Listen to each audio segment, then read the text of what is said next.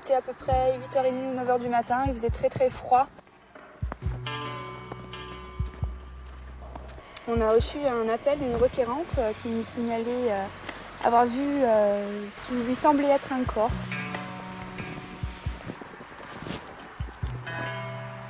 Donc c'était un homme, il était entièrement nu. Il avait des menottes aux mains, il avait des bâillons au niveau du cou. Et il était brûlé sur une grande partie du corps. Et il faisait beaucoup de peine à voir. Mesdames, Messieurs, bonjour. Au micro de Radio Shalom, Charles Lugassi. Aujourd'hui, nous sommes en compagnie du réalisateur canadien Lewis Cohen, qui vient de produire un documentaire intitulé « Les Juifs et l'argent ». Ce documentaire a été projeté dans le cadre du Festival des films du monde qui se déroule actuellement à Montréal. Lewis Cohen, bonjour. Bonjour. Écoutez, Lewis, au moment où on se parle, il y a une vague antisémite qui se répand encore une fois en France. Tout à fait. Il y a eu un attentat contre une épicerie cachère à Sarcelles. Il y a eu des messages antisémites sur Twitter avec le mot-clé #un bon juif. Et quelques heures après, des clichés antisémites se sont répandus à vive allure, partout en France. C'est dans ce cadre nettement, comment dirais-je, anti-juif que l'on a assisté il y a seulement 4 ans à l'un des crimes les plus sordides, les plus odieux, les plus révoltants. Un crime à caractère antisémite par excellence. Et vous, Lewis Cohen, vous vous êtes penché sur l'affaire du malheureux juif français Ilan Halimi, ce jeune juif de 23 ans, sauvagement enlevé, assassiné par le gang des barbares. Alors ce que je voudrais aujourd'hui, Lewis Cohen, c'est pour le bénéfice de nos auditeurs, parce qu'il y a quand même 4 ans qui se sont écoulés, c'est de nous rappeler un petit peu dans quelles circonstances et comment cela s'est produit. En fait, c'était il y a 6 ans. C'était en 2006 que ce fameux criminel et barbare, Youssouf Fofana, a mis en place, en fait c'est même en 2005 qu'il a commencé ses travaux de ciblage de gens pour de l'argent. Il a rapidement décidé que la communauté juive faisait pour lui le meilleur cible pour ses attentats, parce qu'il justement il baignait dans ce cliché sur les juifs et l'argent, que tous les juifs étaient riches d'une côté, et de l'autre que la communauté juive était solidaire, alors qu'il viendrait soutenir et payer un rançon pour n'importe quel membre de la communauté qui se faisait enlever. Alors il a commencé à cibler des juifs. Il y a eu une méthodologie, on peut dire peut-être pervers, où il a envoyé des jeunes filles, des belles jeunes filles, pour attirer des gens, des jeunes hommes dans des guet-apens, dans en tout cas des appâts, on disait en France. Et après avoir eu plusieurs échecs, malheureusement, la jeune fille qui s'appelle Yalda est rentrée dans la boutique d'Ilan Halimi, pas la boutique d'Ilan Halimi, mais la boutique où Ilan travaillait, parce que c'était pas le propriétaire, le jeune homme de 23 ans, et lui séduit, demandé de sortir avec elle, prendre un coca dans un café 2 jours après. Quand c'est déroulé, elle a demandé, oui, ma tante habite à Sceaux, peux-tu me joindre. Oui, me conduire, me conduire chez ma tante à Sceaux. Oui. Alors, il est allé à Sceaux, il a conduit la fille, ils se sont marchés dans les buissons, où Fofana et 2 ou 3 gros bras attendaient Ilan, ce proie. Ils ont sauté dessus, ils l'ont tout de suite mis du masking, bâillonné, tout ça, mis dans le coffre de l'auto, amené dans un banlieue sud de Paris, Bagneux, où il était séquestré pendant 3 semaines. Il était mal nourri, il était maltraité, il était gardé par 4 à 6 geôliers dans une espèce de cycle de 24 heures. Il mangeait à peine, et malheureusement pour tout le monde, entre la police française et les ravisseurs, les choses se sont mal passées. Fofana faisait des demandes très difficiles à suivre. La possibilité de faire un paiement de rançon était un peu négligeable parce qu'il demandait des choses comme venez avec 10 personnes dans un café à Châtelet avec 10 ordinateurs pour faire des choses qui n'avaient pas de bon sens. Alors, Ilan, finalement, était le victime de cette incapacité de faire n'importe quoi entre les policiers et le gang. Et ils l'ont tué d'une façon barbare que, oui, d'une côté, c'est le résultat d'un échec de négociation, mais on voit avec les brûlures qu'il a eues sur tout le corps, sur 80% du corps, il était poignardé dans le cou. Il y a une haine dans ce mort assez frappant. Il était menotté et laissé nu et menotté à Sainte-Geneviève-des-Bois, qui est encore plus au sud de Paris. En février, il a passé la nuit à grimper. Il était encore vivant jusqu'à le lendemain matin. Et c'est là où on commence le film, en fait, avec le découvert de ce corps. Puis après, on retrace toute cette histoire. Tout à fait. Alors écoutez, merci Lewis Cohen donc pour cette mise en situation du film, de ce merveilleux documentaire. Il est à la fois merveilleux parce que bien fait, mais d'un autre côté, il nous rappelle de sombres souvenirs, de terribles souvenirs. Certaines personnes autour de moi m'ont même dit « j'ai un peu de difficulté à aller voir ce film, certaines personnes ont préféré ne pas aller le voir tout de suite parce que tellement le souvenir de la chose était atroce. » Alors donc, si on en vient au début de ce film, je crois que ce qui a été l'élément déclencheur, et corrigez-moi si je me trompe, ça a été la déclaration du président d'alors, le président Sarkozy, qui a dit officiellement, ouvertement, à la télévision, qu'il s'agissait d'un crime antisémite. Et non pas d'un crime crapuleux ou d'un crime sordide comme ça, comme on peut en voir tous les jours, n'est-ce pas, dans les bas-fonds de toutes les cités à travers le monde. Il s'agissait véritablement d'un crime antisémite. La vérité, c'est que ces voyous ont d'abord agi pour des motifs crapuleux et sordides, l'argent, mais qu'ils avaient la conviction que les Juifs ont de l'argent et que si ceux qui l'enlevaient n'avaient pas d'argent, sa famille et sa communauté seraient solidaires. Cela s'appelle de l'antisémitisme par de l'amalgame. Il n'est pas besoin d'ergoter davantage.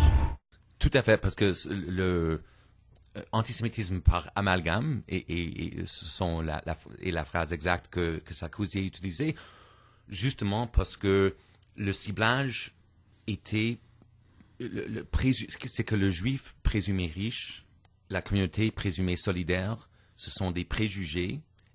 On est fiers, comme disait Théo Klein en France, nous sommes fiers d'être solidaires, ce n'est pas ça.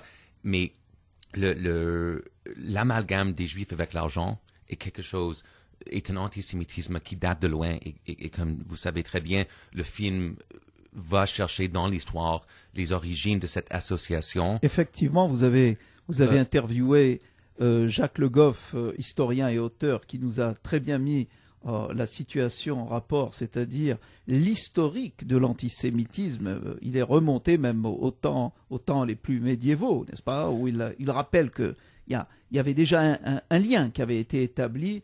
Vous avez également présenté l'archiviste Sarah Lipton, qui nous a démontré qu'à l'époque, dans les temps médiévaux, il y avait encore le juif était dépeint avec une bourse d'argent, comme ça. C'était un petit peu le cliché qu'on véhiculait à l'époque. L'histoire crée souvent de la mémoire qui a un contenu mythique, un contenu faux. Quand un mythe se développe, eh bien, très souvent, il reste très longtemps, même quand les conditions qui l'ont justifié au départ ont disparu. Et c'est le cas pour le lien que l'on fait toujours entre les Juifs et l'argent. Nous venons d'écouter Jacques Le Goff, qui est historien et auteur, et qui a parlé du mythe sur les Juifs et l'argent. Tout à fait. Ben, des fois, c'est difficile pour moi-même, pour les Juifs, de le voir, mais c'était aussi la réalité, qui est devenue un cliché comme après, mais dans le sens que les Juifs étaient forcés à travailler dans les domaines financiers et plus particulièrement dans le prêt à intérêt à cette époque-là, parce qu'ils étaient déjà, ayant été expulsés d'Israël et ayant formé une diaspora qui, d'une certaine côté, est le début du monde moderne. On est tous en diaspora aujourd'hui. Alors, en étant un peuple qui était dans beaucoup de villes autour du bassin méditerranéen, les Juifs avaient une certaine capacité de parler les langues, plusieurs langues, d'être en communication avec les communautés à travers des grandes distances. Ils étaient déjà dans des formes de business qui, pour les chrétiens médiévaux, qui étaient quand même dans ce qu'on appelle the Dark Ages, ils étaient beaucoup moins cosmopolites, beaucoup moins fluents dans ce langage d'échange. Alors les Juifs étaient invités dans l'Europe et l'Europe du Nord dans l'an 1000, dans l'an 1100, à l'époque de Charlemagne et tout ça, pour essayer de faire partir l'économie. Vous êtes à l'écoute donc d'un reportage sur le film du réalisateur canadien Lewis Cohen sur les Juifs et l'argent. Alors, Lewis Cohen, il y a une déclaration intéressante d'Abby Foxman, le président de la Ligue anti-diffamation de New York. Lui est catégorique. Il dit qu'il s'agit d'un acte antisémite pur et dur. Parce qu'ils auraient pu aller voler, dit-il, une banque, une bijouterie, une épicerie. Mais là, c'était un acte antisémite. D'où vient donc cette attitude qu'ont les gangs en France et ailleurs de vouloir s'attaquer aux Juifs pour les voler? Est-ce que c'est quelque chose de récent ou c'est quelque chose qui a tout un historique, comme l'ont dit Jacques Le Goff, historien, comme l'a dit Sarah Lipton, archiviste? Oui, je pense que malheureusement c'est encore courant, mais les racines de ce cliché, de ce stéréotype, viennent de très loin. On peut dire au moins, sinon avant, au moins il y a 1000 ans, les Juifs sont invités à participer à l'essor économique de la France, de l'Angleterre, de certaines sections de l'Allemagne, sont invités en Europe du Nord. Ils ont une culture méditerranéenne, etc., une certaine sophistication qu'ils amènent là-bas. Mais rapidement, ils se trouvent coincés dans les métiers d'argent et se sont trouvés rapidement coincés particulièrement dans le prêt à intérêt. Alors, c'était considéré comme quelque chose de sale et c'était banni par l'Église. Les chrétiens n'avaient pas le droit de prêter de l'argent à intérêt à d'autres chrétiens. Mais il fallait l'argent pour faire fonctionner l'économie. Alors, c'était aux Juifs de faire des prêts à intérêt. Ce n'est jamais, et ce n'est pas maintenant, aujourd'hui, un métier très très populaire, parce qu'il faut repayer ses dettes, il faut payer l'intérêt, soit à la banque à New York ou à Shanghai. Alors les Juifs étaient coincés dans ce rôle, et plus ou moins exclusivement dans ce rôle. Pendant l'époque médiévale, c'était une espèce de double jeu de l'Église catholique en disant c'est quelque chose de mauvais, d'une part, et il faut que les Juifs le fassent de l'autre. Alors, les Juifs étaient coincés dans quelque chose qui était vraiment mal vu. Après 200-300 ans comme ça crée une situation et une legs qui nous est restée jusqu'à aujourd'hui. Donc, si je comprends bien, toute cette démarche, tout ce à quoi on a assisté, c'était purement et simplement une espèce d'association qui est faite entre les Juifs et l'argent, et le gang des barbares s'est imaginé qu'en allant kidnapper un Juif, il allait pouvoir obtenir de l'argent. Exactement. Ça se résume à cela. Oui. Quand j'ai parlé avec l'avocat de Fofana, il me dit, mais non, écoute, ils ont fait des recherches, c'est pas n'importe quoi. Ils avaient fait des recherches. Je dis, des recherches. Ilan, c'est un vendeur de téléphone qui a 23 ans, qui est payé j'imagine, minimum wage. Il fait pas beaucoup d'argent. J'ai interviewé plein de gens sur la rue. Et sa mère travaillait dans la communauté juive à Paris, dans un domaine de secrétaire. Les parents sont divorcés. Le père n'est même pas à la maison à Paris. Je pense qu'il habitait principalement. Il n'a aucun moyen pour payer un rançon, même mineur. Là, c'est un rançon de 500, un demi-million de dollars. Voilà. C'est une fantasme sur ce qui est le juif économiquement ridicule. Alors, juste pour relater les faits, comment s'est fait l'enlèvement d'Ilan? D'après les recherches que vous avez effectuées, est-ce qu'on a été voir Ilan directement ou est-ce qu'il y a eu une démarche progressive et que le sort est tombé sur Ilan? Est-ce qu'il y a eu d'autres tentatives? Il y a eu tout on peut dire un raffinement de techniques de la part de Fofana.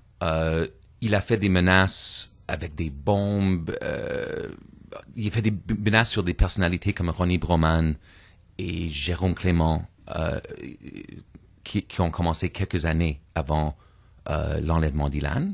Qui sont-ils? Ce sont des personnalités... Ronnie Broman, c'est une personnalité qui a fondé, un des fondateurs de Médecins sans frontières. Uh-huh. Jérôme Clément, c'était l'ancien PDG de Arte. Ce sont des juifs. En fait, Jérôme Clément, bizarrement, s'est révélé juif par après. Ah bon.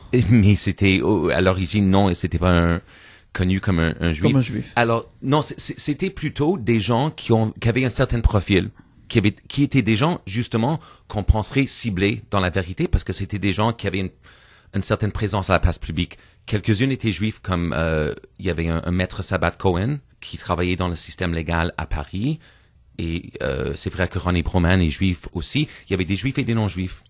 Là, Fofana, c'était des tentatives d'extorsion.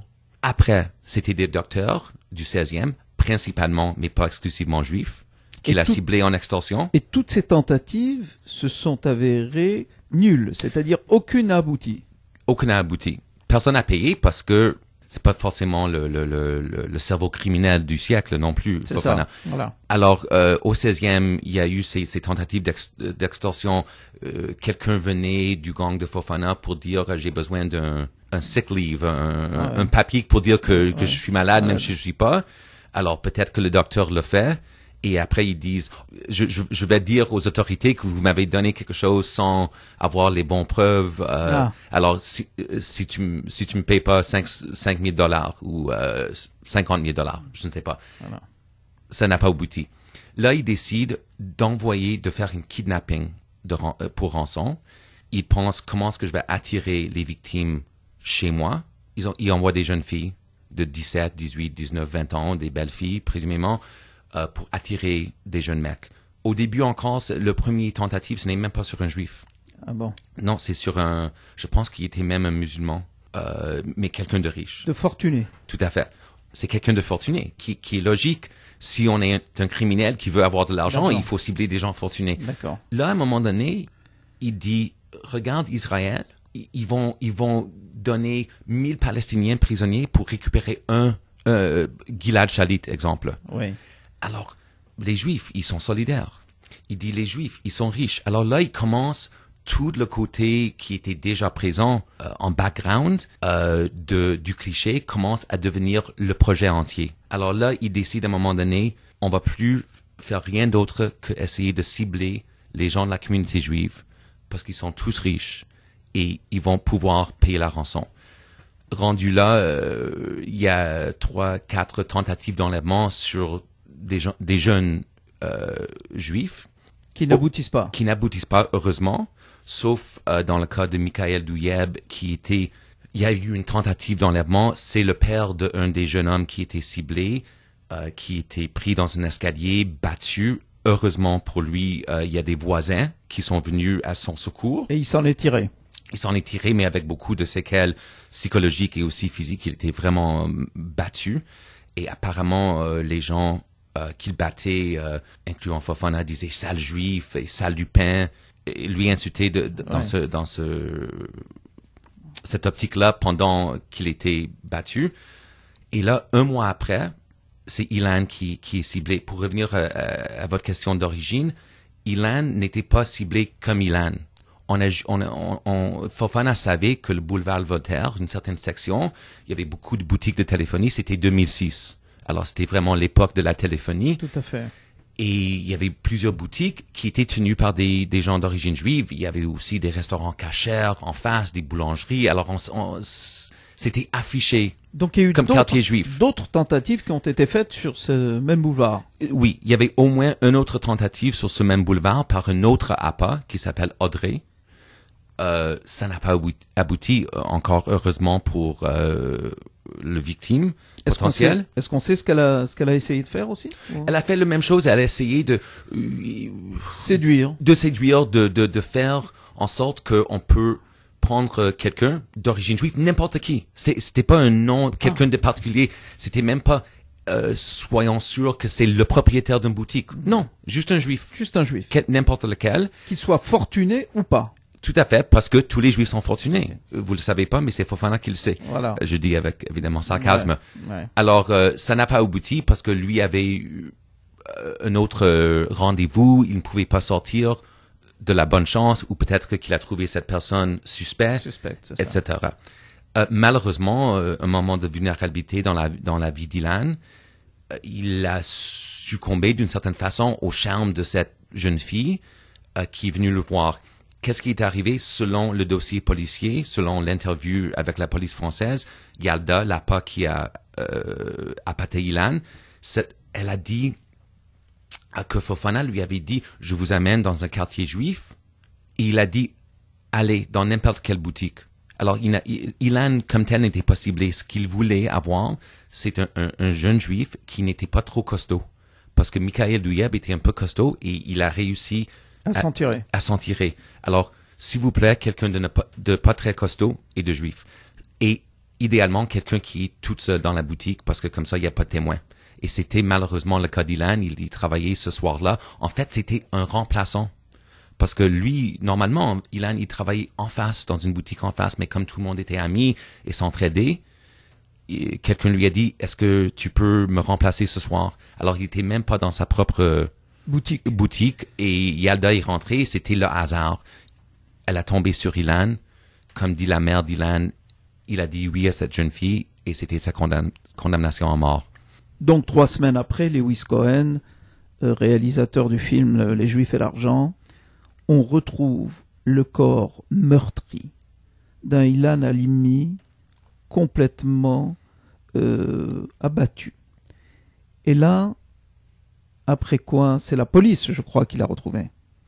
Oui, en fait, c'était un passant, une conductrice qui allait au travail, qui a vu quelque chose d'étrange. Elle a appelé la police. Et après ça, c'est la police qui est venue le découvrir. Oui. Ils l'ont récupéré. Et la suite, on la connaît. Le gang des barbares a été neutralisé, n'est-ce pas? Comment ça s'est fait tout cela? Comment l'arrestation et tout ça s'est fait? Un des appâts qui était utilisé par Fofana auparavant pour des tentatives inabouties, qui s'appelle Audrey, a vu la police après le meurtre d'Ilan, le découvert de son corps, brûlé, poignardé, dans un état vraiment, évidemment, très épouvantable, mal nourri, etc. Pendant la période de séquestration, ils ont convenu une conférence de presse. Ils ont mis 2 portraits robots de 2 jeunes filles, les appâts de Fofana. Ils l'ont diffusé et un de ces appâts, Audrey, a vu son portrait robot. Elle est venue dans un commissariat de police en lui disant « C'est moi, j'étais impliqué auparavant avec ce gang. » Et elle a donné le nom de son chum, si on peut parler en québécois, de son ancien copain, qui était un des geôliers d'Ilan. Alors, ça a commencé par là de démonter le gang des barbares. Fofana aussi était ciblé dans le sens ils avaient un portrait d'un cybercafé avec le visage de Fofana caché par une écharpe.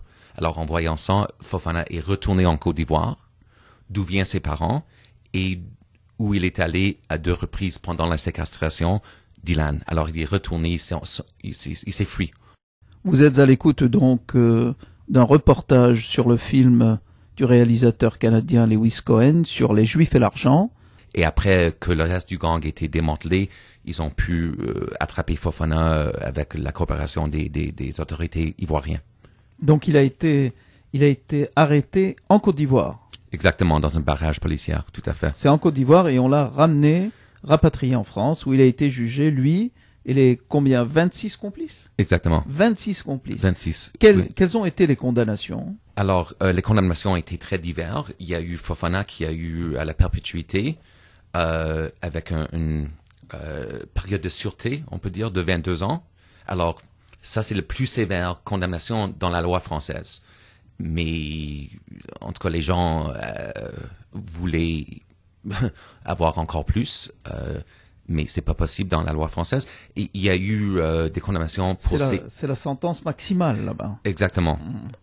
Ici au Canada, c'est 25 ans. Aux États-Unis, c'est encore plus sévère. Alors, le système français est peut-être un peu plus doux. Il y a eu des gens qui ont eu 18 ans, 15 ans, les geôliers et les lieutenants de Fofana, mais il y a eu d'autres gens qui ont été même relâchés. Par exemple, ce jeune homme qui était le copain d'Audrey. Lui, il est parti du gang après 6 journées de séquestration d'Ilan, parce que Fofana les a dit, ça sera fini dans 3 jours. Après 6 jours, il est parti. Il voulait plus continuer. Il est allé parler avec son père. Il a dit, il y a un jeune homme séquestré, je ne sais pas s'il lui a dit qu'il était juif, à Bagneux, dans un sous-sol. Moi, son père n'est pas allé à la police. Alors, lui était arrêté. C'est un des complices pour non-dénonciation d'un crime. Lui, c'est un adulte. Il savait qu'il y avait quelqu'un qui était emprisonné et que sa vie était dans la balance. Il n'a rien fait.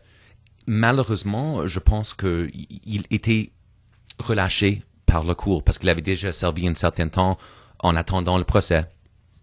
Alors, il y a eu toute de vie à liberté comme condamnation. Ouais. Il y a tout. Et évidemment, avec le système pénal. Et l'APA, qu'est-ce qu'elle a eu? L'APA a eu 9 ans. 9 ans. 9 ans, mais dans la réalité, l'APA est déjà libre. Elle est libre maintenant. Parce que 9 ans, comme on sait toujours, avec le bon comportement, le système judiciaire, comme ça existe dans tous les pays, incluant la France, on dit 9 ans, mais après 5 ans, si on n'est pas trop mauvais en prison, on est en dehors. Donc elle a purgé seulement peut-être le tiers de sa peine. Je pense que peut-être le demi, ça sera... La moitié de sa peine. La moitié de sa peine, peut-être 5 années. 5 et donc ans. Là maintenant, elle est libre. Elle est libre, il en est mort et elle est dans la rue. Et en tout cas, il y a toute une histoire avec cette personne parce qu'elle a aussi séduit le chef de prison, hein, qui était un homme de famille et tout ça. Alors lui a fait... C'est absolument incroyable. Il faut regarder sur Internet. Je ne suis pas un expert là-dessus parce que ce n'est pas le sujet de mon documentaire, mais elle a continué ses manœuvres en prison. Alors elle a eu des privilèges étonnantes, etc. Puis elle a participé à la discussion avec cet homme. Cet homme doit prendre responsabilité pour ses propres actions aussi, mais écoute, je pense plus qu'il est marié avec ses enfants. Lewis Cohen, vous avez eu l'occasion d'interviewer, et je l'ai vu, la mère d'Ilan Halimi. La mère d'Ilan Halimi était abattue comme il se doit. On le serait pour moi. Mais qu'est-ce que vous avez pu ressentir quand vous avez rencontré cette dame? Comment perçoit-elle la vie? Est-ce qu'elle a d'autres enfants? Est-ce que c'est son fils unique? Ça a dû détruire carrément sa vie, son existence. Oui, c'est très difficile de parler à la place de quelqu'un qui a souffert un tel drame. Comme elle dit dans le film, c'est inimaginable la violence avec laquelle son fils est décédé. C'est quelqu'un qui est quand même courageuse, qui a pris un peu sur ses épaules la cause de son fils et de soulever le spectre de l'antisémitisme en France. Alors c'est quelqu'un qui, même si je ne suis pas d'accord avec toutes ses positions à elle fait un travail énorme pour mettre à la lumière de jour ce qui se passe en France dans les cités et au niveau d'un antisémitisme renaissant. C'est-à-dire, qu'est-il advenu de Madame Halimi? Je vais juste, pour dire une ou deux choses, elle a deux filles, heureusement. Elle a deux autres enfants, 2 filles. Alors, Ilan, c'était son fils unique. Elle a 2 filles qu'il a pu, je les ai pas rencontrées. mais je sais qu'ils sont très près, très proches, on peut dire. Très proches, oui. Très proches, la Ouais, famille, etc. Et elle s'appuie aussi sur sa foi et en Dieu, puis dans la communauté et le peuple juif pour lui aider à passer à travers tout ça. Je ne peux pas vous dire exactement qu'est-ce qu'elle fait au niveau professionnel en ce moment, mais non, mais elle ce que reste... je veux dire, ces projets dans la vie où sont à la suite de ce drame qu'elle a vécu, est-ce qu'elle aurait par exemple envisagé, je sais pas, de faire ça allié en Israël Je sais qu'elle va souvent en Israël parce qu'elle a la parenté là-bas. Et elle est très confortable en Israël. Est-ce qu'elle va se retrouver là-bas un jour? Je ne peux pas vous dire, D'accord. mais c'est certainement une place avec laquelle elle tisse des liens chaleureux et intimes. Parce que dans une de ses interventions, il y avait comme un peu une attitude de culpabilité. Elle s'est sentie comme coupable de n'avoir pas fait ce qu'elle aurait pu ou dû faire. Mais au moment où la rançon a été demandée, bien il me semble que tous les efforts ont été déployés autant par Madame Halimi que par le mari, n'est-ce pas? Tout à fait, ouais, c'est sûr. Mais ce qui était le moment quand on donne ce dossier à la police, qui est 24 heures après l'enlèvement d'Ilan, le père va aller à la police pour dire mon fils est enlevé, on ne le retrouve pas. Dès ce moment, c'est un peu pris en charge par ces autorités-là. Ah, d'accord. Alors, elle perd du pouvoir. Elle a essayé de, peut-être, je ne peux pas parler de sa culpabilité, mais je reconnais ce que vous dites. Et elle a peut-être se sentait mal du fait que c'était entre les mains de la police, parce que pour elle, la police n'a pas bien travaillé. Ils n'ont pas compris que ça s'agissait d'un crime antisémite. Ils n'ont pas, selon elle, et ils n'ont pas agi en conséquence. Alors, ils ont fait des erreurs et elle était un peu à l'écart, tandis que le père a décidé, parce que c'est des parents divorcés depuis longtemps, le père a décidé de coopérer avec la police. Alors, Madame Halimi, même à un moment donné, a dit « Je ne veux plus que les polices viennent me protéger parce qu'ils avaient des polices sur 24 heures chez elle. » Et là, on ne pouvait plus. Alors, je ne sais pas si cette divergence dans son approche à elle versus celui de la police française fait partie de sa culpabilité. Évidemment, c'est normal qu'elle se sent helpless. Lewis Cohen, dans votre, j'allais dire, enquête, parce que c'est un peu comme si vous aviez fait une enquête, vous avez fait une reconstitution de l'événement. Est-ce que vous avez constaté, de la part de la police française, quelques carences ou quelque insuffisance que ce soit? C'est toujours comme très facile de dire après, oh, ils auront dû faire ci et ça. Je ne pense pas que c'est des gens de tout qui ont traité ça avec indifférence ou sans sérieux. C'est le brigade criminelle français qui était en charge de ce dossier a vraiment travaillé fort. Est-ce qu'ils ont eu des carences? Oui. Il y a eu un retard sur la technologie. Par exemple, alors Fofana, puis les jeunes qui l'ont aidé, qui étaient encore plus jeunes que lui avait 25 ans, les autres avaient 19, 20, 21, ils avaient une certaine avance dans la technologie au niveau de l'Internet, des taxiphones, des choses très difficiles à retracer.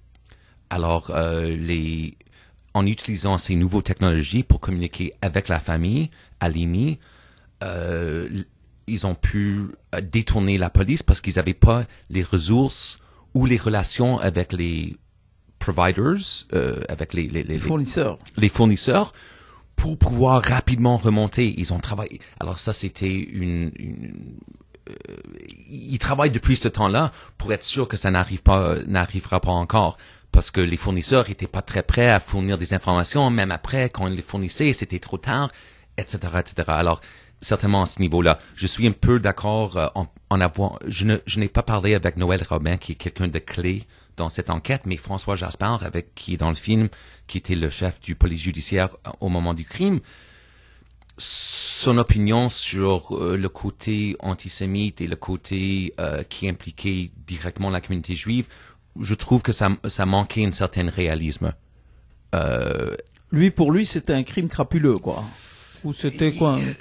C'est un petit, un règlement de compte? Non, pas un règlement de compte, mais c'est vrai qu'il a une attitude, il y a une certaine désinvolture par rapport à cette affaire, et j'ai apprécié le fait qu'il m'a parlé à plusieurs reprises, mais franchement, il y a eu une désinvolture par rapport à ça que j'ai trouvé un peu étonnant.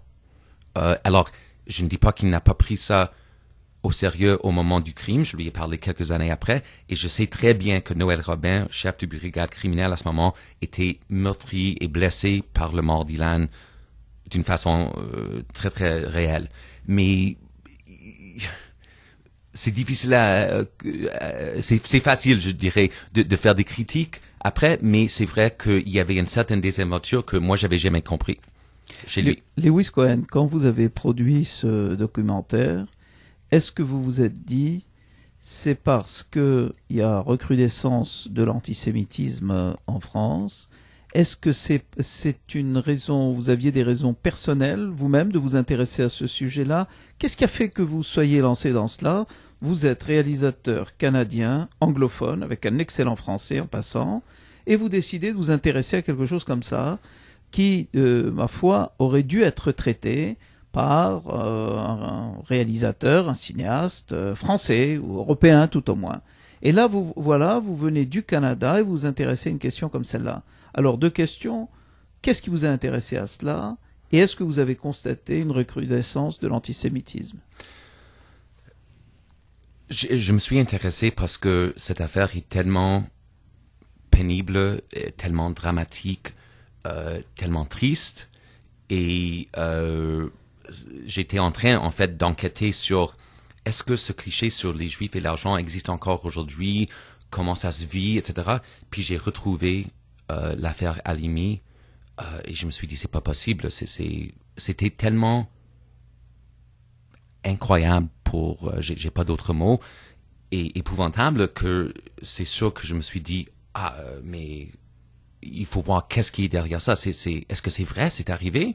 Alors, comment ça a pu se produire dans la France contemporaine? Exactement, au XXIe siècle, dans une grande métropole occidentale comme Paris. Une société occidentale. Comment ça se fait que ces types d'attitudes mais plus important, de gestes et d'actes peuvent exister encore? C'est ça qui m'a intéressé. J'avais déjà pris au niveau personnel, j'ai beaucoup travaillé en télévision, en documentaire, sans jamais avoir traité directement d'un sujet juif. Et j'étais déjà dans un virement professionnel en me disant, j'aimerais voir plus près de chez moi, si on peut dire, des sujets juifs rentrer dans ces types de sujets que j'avais jamais abordés avant. Alors, l'année avant le mort d'Ilan, même quelques mois avant, j'étais à Paris, justement, et j'ai fait le traversée d'Europe, incluant la Pologne et les camps, vers l'Israël. J'ai fait ce pèlerinage, si on peut dire. Un pèlerinage, peut-être. Yeah, c'est ça. Un pèlerinage, oui. Okay. Allez-y. OK, merci de la correction. Et j'ai fait ça parce que j'étais attiré par mes propres racines et ma vie juive et tout ça. Alors, j'ai commencé en France pendant les Rosh Hashanah et Yom Kippour. Je suis allé dans les synagogues dans le Marais et j'ai traversé Prague, toute l'Europe centrale et de l'Est, qui était évidemment l'ancien bastion juif. Et je me suis retrouvé finalement en Israël où mon cousin vit, etc. J'ai passé quelques semaines là-bas. Alors, d'une certaine façon, en voyant cette histoire, ça répondait à cet intérêt que j'avais dans la vie juive européenne. C'est d'où je viens, c'est d'où beaucoup de nous venons. En termes de la recrudescence de l'antisémitisme en France, évidemment, il y a beaucoup d'organismes communautaires qui recensent ça. Il y a Sami Gozlan, il y a le CRIF, il y a plein de gens qui le suivent. Et on peut voir graphiquement, en termes de statistiques, etc., qu'il y a eu une recrudescence. C'est très connu que autour de l'intifada en Israël, et il y a toujours cette agitation du conflit qui est importée en France. Alors oui, cette recrudescence existe, c'est documenté. Moi, personnellement, ce qui m'intéressait, c'est de voir, est-ce que c'est vraiment une question du conflit israélo? C'est une question politique? Les gens qui ne sont pas d'accord avec le gouvernement en Israël, Les gens qui sont pas d'accord avec l'existence d'Israël, qu'est-ce que c'est?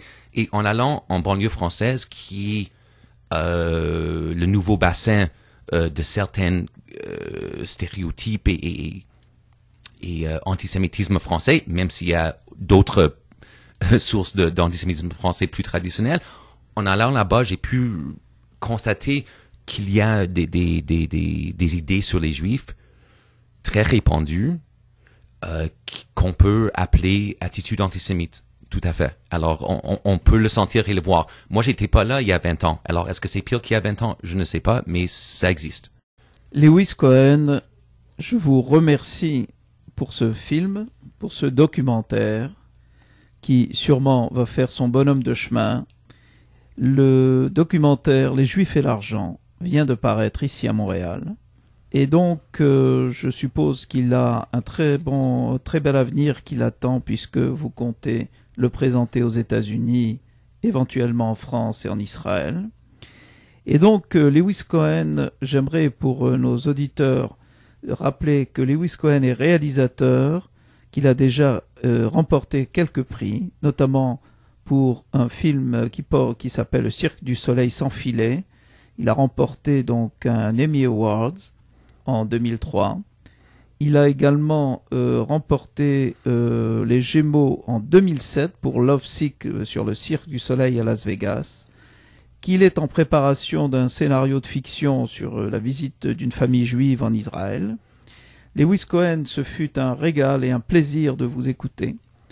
Et non seulement ça, mais j'invite nos auditeurs à voir ce documentaire qui est symptomatique de la situation des Juifs en France, une situation qui, comme on le sait, ne date pas d'hier, qu'il y a eu tout un historique, comme vous l'avez démontré, depuis les temps médiévaux, où les Juifs étaient persécutés, où les Juifs étaient associés à l'argent, jusqu'au moment de la Shoah, et ce qui a précédé la Shoah, avec des Juifs qui essayaient même de se convertir.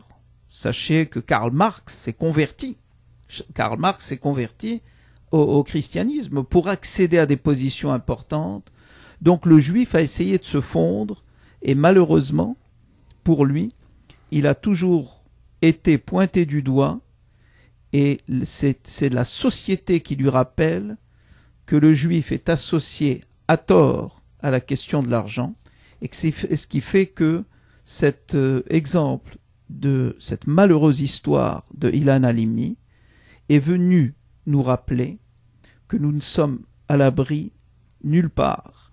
Et d'ailleurs, je vous poserai la question, vous qui êtes du Canada, n'avez-vous pas l'impression que c'est ce type de situation qui prédomine parmi les populations immigrantes et autres, n'avez-vous pas l'impression qu'un jour ou l'autre, ça risque de se produire même dans nos sociétés canadiennes, ou soit à Montréal, soit à Toronto? Ce n'est pas impossible. Évidemment, il faut être prudent mais je ne sais pas, peut-être parce que je suis Canadien, je me sens extrêmement à l'aise dans ce pays. J'ose espérer que ça ne reproduira pas ici, ni en France. Mais on a vu depuis l'affaire Halimi d'autres actes antisémites assez sanglantes. Alors, tout est possible, mais au Canada, je me sens franchement très à l'aise. Mais les fous, il y en a partout. Des fous antisémites, des fous racistes. De toute nature. De toute nature, quoi. Il peut y avoir même des fous anti-canadiens. C'est pas très répandu encore, mais alors, c'est possible. Je dis pas, il y aura jamais ça ici, mais j'ose espérer qu'on va rester ce pays paisible et multiculturel que nous étions jusqu'à maintenant ici au Canada, puis on n'aura pas d'incidents aussi sévères et épouvantables que ça. Lewis Cohen, je vous remercie. Au microphone de Radio Shalom, Charles Lugassi, vous venez d'entendre un entretien avec Lewis Cohen, réalisateur du film Les Juifs et l'argent. Merci beaucoup et à la prochaine. Merci à vous. Merci à vous. Nous avons pensé qu'il était décédé, mais on a vu qu'il bougeait encore. Quelques petits mouvements. Il essayait, je pense, de communiquer. Malheureusement, c'était surtout des gémissements. On lui a dit qu'on faisait partie de la police. On lui a dit qu'on allait tout faire pour le sauver.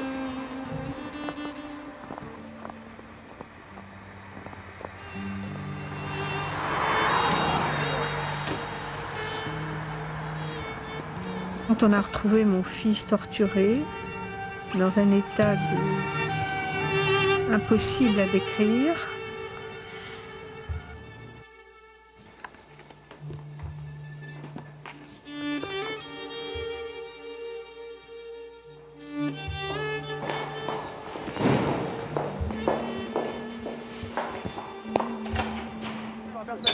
Il part personne.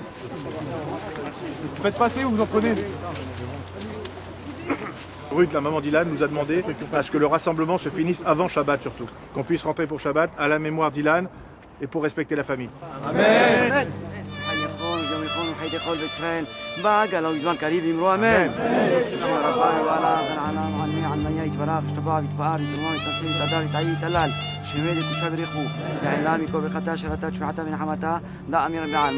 Amen.